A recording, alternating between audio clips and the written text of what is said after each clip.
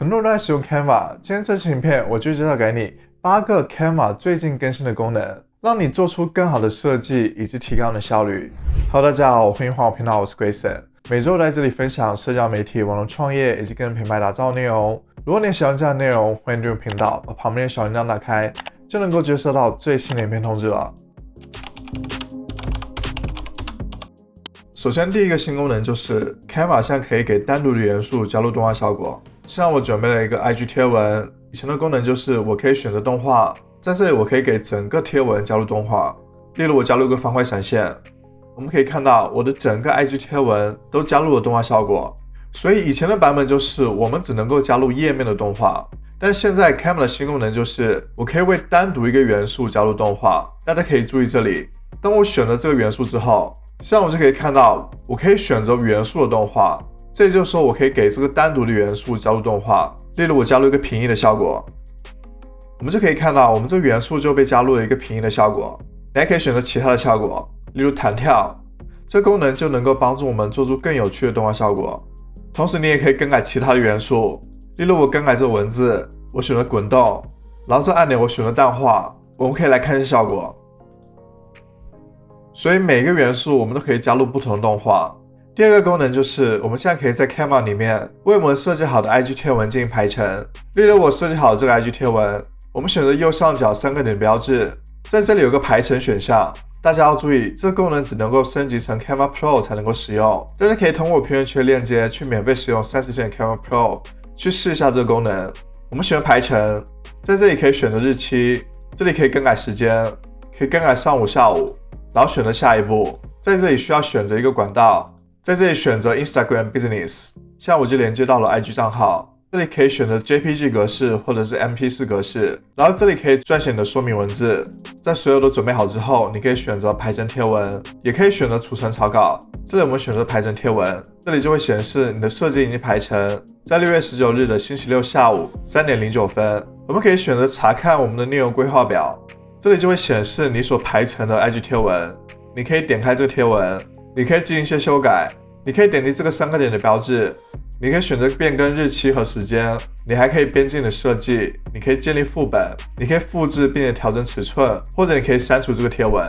第3个新功能就是你可以在 Canva 里面进行影片的录制，并且能够下载这部影片。例如像我想展示这个 presentation， 我可以选择右上角3个点的标志，在这里有个选项叫展示并且录制，我们点击一下，在这里有个全网录制工作室，在这里就会呈现你的人像，你可以选择你的麦克风。所有都调整好之后，你可以选择开始录制，这样你就可以开始做出你的 presentation， 并且 Canva 也会在录制。等你录制好之后，你可以选择结束录制。现在就可以复制这个链接，你可以储存并且退出，然后在这里你也可以下载，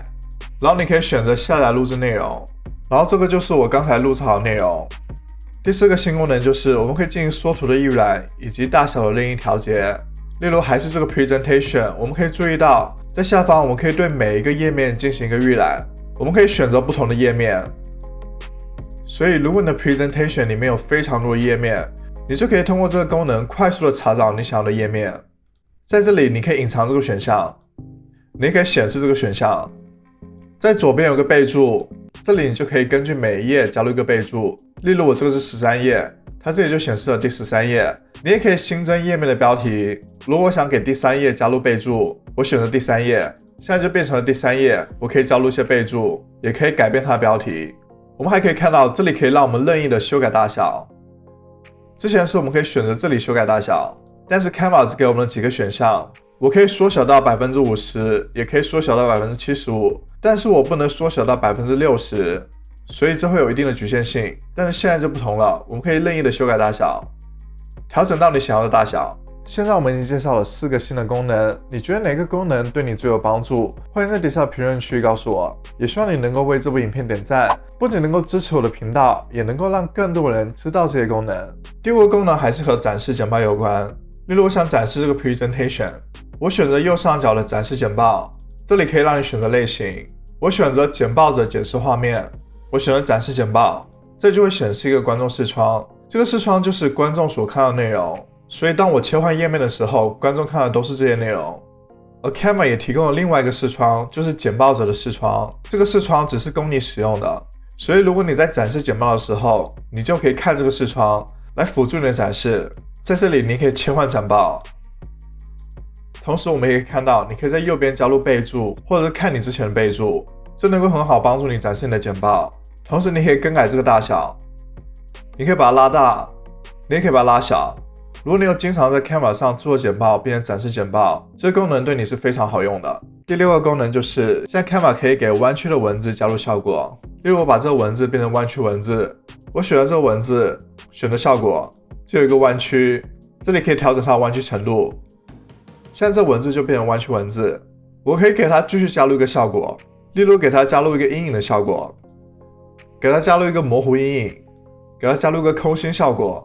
出鞘效果、双重阴影效果。所以这新的功能就可以让你的文字设计样式变得更加丰富。第7个功能就是你可以进行多页面的文件命名。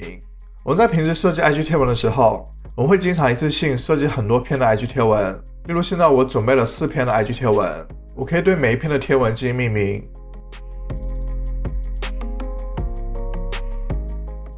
像我就给每一篇的贴文都进行了命名，之后我可以选择下载，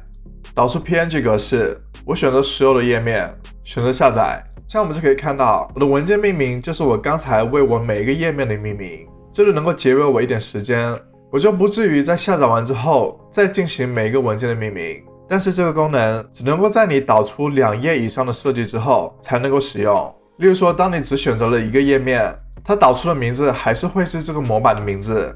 我们可以看到，这是我刚才导出的一个贴文，它的名字就是刚才模板的名字。所以你只能够在导出2张以上贴文的时候，你才能够使用这个命名的功能。第8个功能就是你可以在首页上分享你的设计。在之前的 Canva， 如果我们想要分享设计，我们需要来到文件里面，选择右上角的分享，